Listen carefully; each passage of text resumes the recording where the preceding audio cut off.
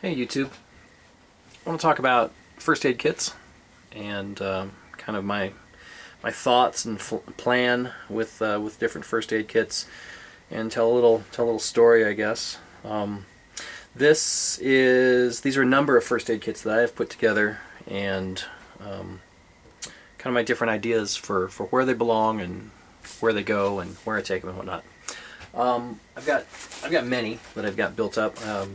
Do like to hike, active in the outdoors, hike, bike, backpack, all manner of things. So I've got different first aid kits, from small little boo-boo kits, that go on the bike or for day trips in the day pack, to much more robust, sturdy, more capable first aid kits. So for instance, smaller one. This is a real good one, or it's gotten lots and lots of capability and stuff in here. This will go backpacking with me. It doesn't weigh a ton. It's maybe 2 pounds, pound and a half, but nice small size container. What I've got going on here, this lives in my car. It goes with me in my emergency kit in my car. If I were car camping, this would certainly go with me. If I were backpacking in a large group, where there was a bunch of us, maybe multiple families going, and we would need lots of capabilities, these may go with us, may or may not, because these are big and heavy, bulky, big, heavy. And kind of my thoughts on a first aid kit, or maybe the thought on a first aid kit, is how much capability do you need, and what are you trying to accomplish? You're trying to, in my eyes, in most cases, you're trying to give some relief, give some, of course, the necessities, the ABCs: airway, breathing, circulation, if you've got someone that's in a bad way. But for the most part, first aid kit's about comfort, and then secondarily, it's having the capabilities to take care of something if you think you're likely to be in that situation where you're going to need those capabilities. So, story time, I guess. I'm on the highway. I'm driving down the road, and it's a highway. I think it's 3 lanes in each way. Relatively busy traffic. I was heading south in the left-hand lane, so the fast lane, and there's a concrete median between us, or between my lane and the oncoming lane. And coming up, I noticed this. There was a truck, pickup truck. It was one of those construction trucks that had a ladder rack, and it had stuff. It was obviously a workman's truck. And I noticed that it started to swerve, and this is from kind of far away, because we're on a highway, we're going fast. But I noticed this coming up, and so the truck continued to swerve, and then it swerved again and hit the median. And right after it hit the median, then it rolled.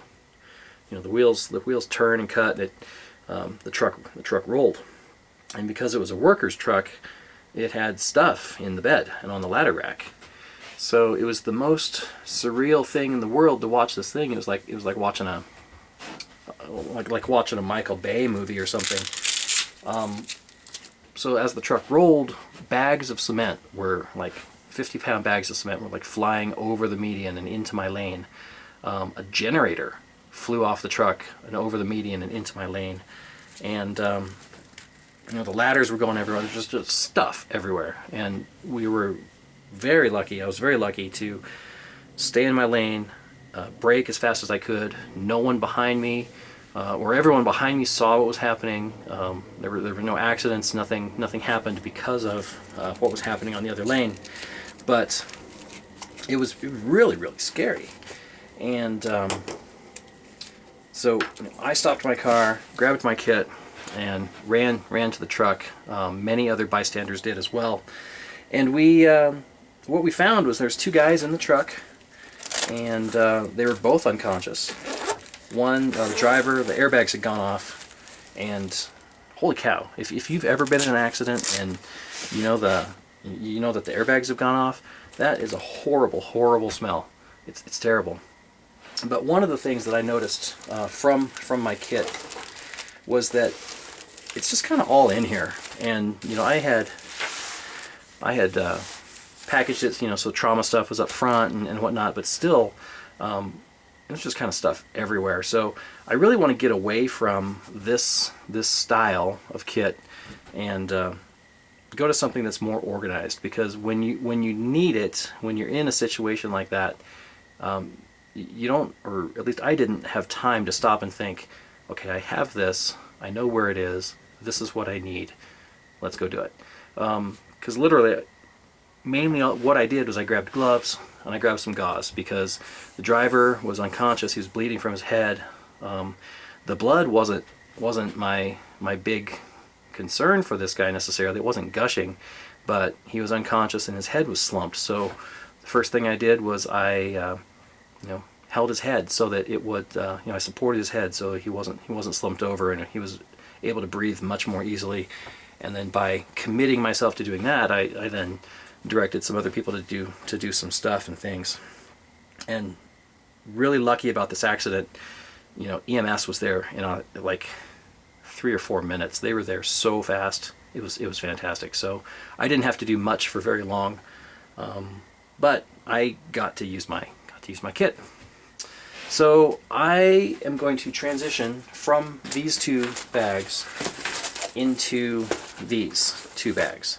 So this video is going to be about what is in my bag and how I organize it and kind of the thoughts behind it. So I'll stop the video right now and then I'll unpack and kind of go through some stuff. Oh, as long as I got it out. And this is a rescue cutter. I like to have this in place of trauma shears because it takes up so much less space. On these packs, I don't have the external mounting, so I might get rid of that. I don't know. Maybe it'll live inside the pack. Maybe I'll go back to just standard trauma shears. I'm not sure what I'm going to do with that.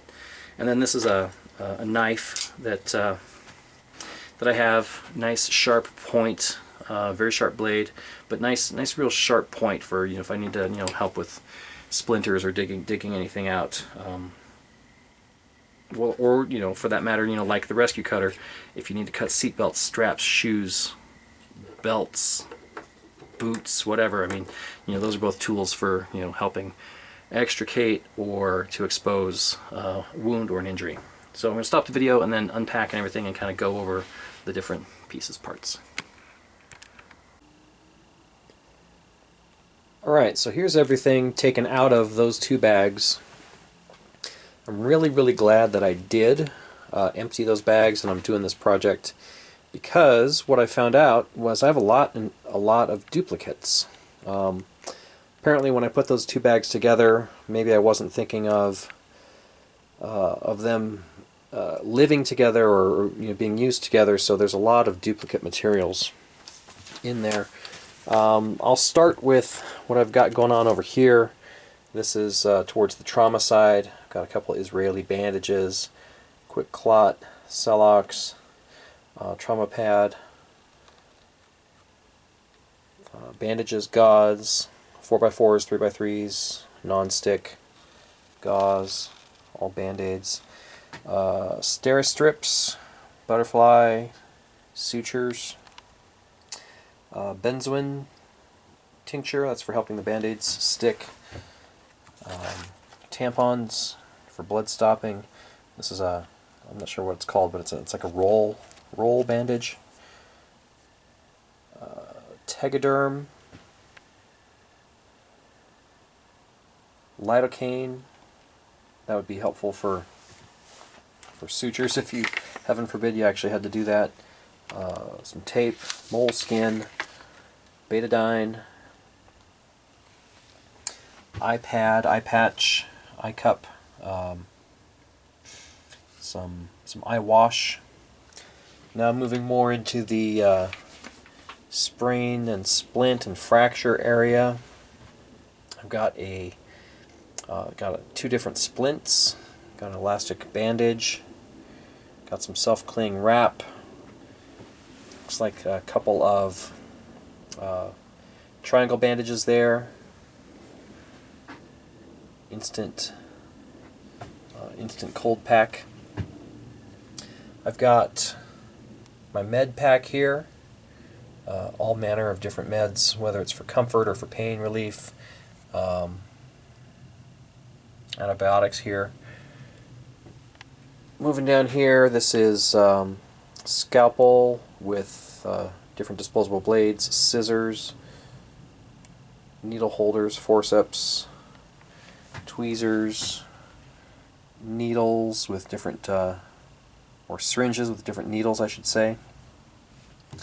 Moving over towards airway, this is a silicone collapsible bag valve mask, and I've got an NPA and an OPA. NPA for someone who may have some head trauma. The oral airway. If you've got someone that can tolerate that, they're in a very, very bad way. But they obviously need the help, and the bag valve mask will help with that too. If you need to breathe for somebody. What I've got going on here, this is fun for me. Some safety glasses. Not only are they good for PPE, but these are readers. They're magnified because when you get to a certain age, you need to work up close and you need to be able to see what's going on. I've got some glucose and honey for any diabetic emergencies. This is rubber glove or nitrile gloves, so that you don't have allergy problems. More airway and breathing. This is a chest seal rolled up there. This is a decompression needle, and heaven forbid anybody ever need that. I am not a doctor. I am not trained in how to use that, but perhaps a lot of times I have a lot of doctor friends, physician friends, and if someone needs it, better to have it if you need it, and not have it if you need it. So I've got that. That's serious business, though. If someone is minutes away from dying, that's the only chance I would see of ever pulling that thing out.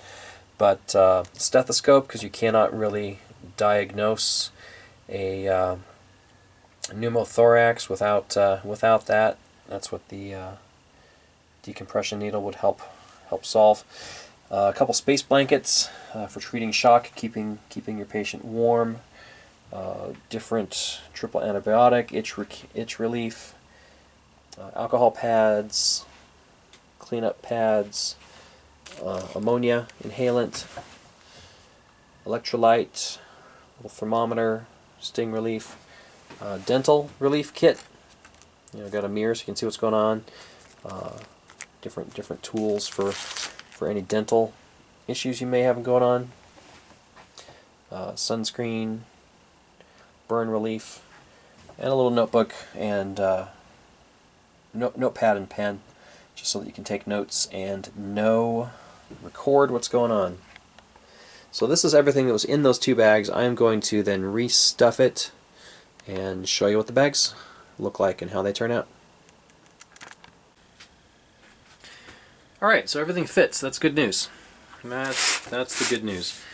Nice compact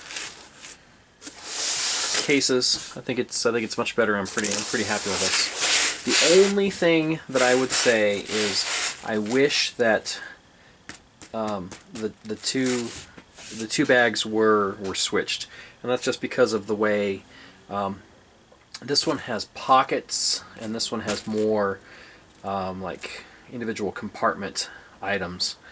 And because it's red, I've got this one set up for trauma, whether it's bleeding, hemorrhaging. I've got that type of gear in here because this is blue. I've got airway type of gear in here, and that's just the way I set it up. But just to open these up and give you an idea what's going on very quickly, all those items that I did show earlier, you open it up, bunch of gloves. That's going to fall out. That's okay. First thing you're going to see, quick clot, Israeli bandage, trauma stuff that you're going to have to get to and use. Like I said, gloves everywhere. Kind of all the tools and this and that. In here is all splinting and tape, athletic bandage, so for musculoskeletal type of injuries and splints. That's all in here. And in this one, like I said, airway and meds I've got going on in here.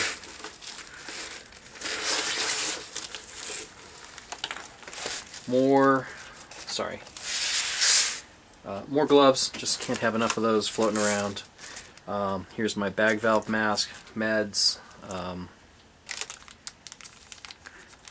glucose tabs for diabetic emergencies, and different bandages, band-aids, stuff kind of stuffed in as it were. You've got a dental kit, nice little feature there. So that's my first aid kit, and there's a lot of capability in this. And like I said, this would go car camping. This is in my car. I've used it before. Had to use it before. I'm not one of those crazy doomsday prepper kind of guys. I do, like especially with some of the more advanced stuff, the chest seals, that's for a gunshot wound. The decompression needle, that's for tension pneumothorax. That's a stabbing. That's a gunshot. That's a puncture. I mean, these are bad wounds that I'm preparing for. And like I say, I'm not one of those super prepper kind of guys. What I am prepared for is a temporary. So say I'm in the backcountry and I'm far away from medical help, more than hours away. I'm a day away. I'm several days away from medical help.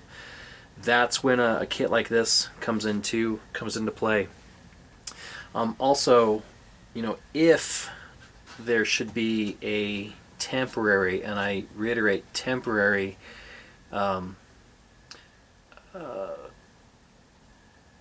halt or temporary session of services, medical services, emergency services, police, ambulance, whatnot. That's what I'm prepared for. Anything beyond that, good luck to all of us. But these are my medical kits, and that's what I've got going on. That's what I've prepped for. One more little story, and I showed this to you earlier. This goes in my backpack. I went backpacking, my family and another family. We went on a great backpacking trip, but unfortunately I had a chance to use it. As soon as we got there, we met the other family, and my kids and their kids were off, of course, greeting each other, goofing around, running around, having fun. And the boy of the family that we met, he came running over. Well, they all came running over, and his fingers just like dangling down. And he's talking to his dad, talking to his mom, talking to me, and we're like, "What the hell is going on? That looks so weird." It was the hardest thing to really comprehend what had happened. But he had a Swiss Army knife. He was cutting in a tree, carving in a tree, and of course, the Swiss Army knives, they don't lock, and the blade had folded right on top of his index finger, and sliced really well through the top of it. You could see the bone. The tendons were exposed, and like I say, the whole thing was just flopping there. It was a gross wound. Oddly, not as much blood as you may expect from something like that, but I got to use this kit. Grabbed gauze, grabbed pads, immediately just held pressure. I splinted it, put put him in a triangle splint, and you know what? He and his dad at 10 o'clock that night, they hiked out. They went to the ER. They hiked out 3 miles, or 3.5 miles, however far we were in, and but with the triangle bandage to hold up his arm, and we bandaged and splinted his finger. Took care of him. So that's what first aid is all about. That's what being in the backcountry is all about to me, is being self-reliant, being responsible for your own well-being and rescue, and being able to take care of business. Thank you all for watching.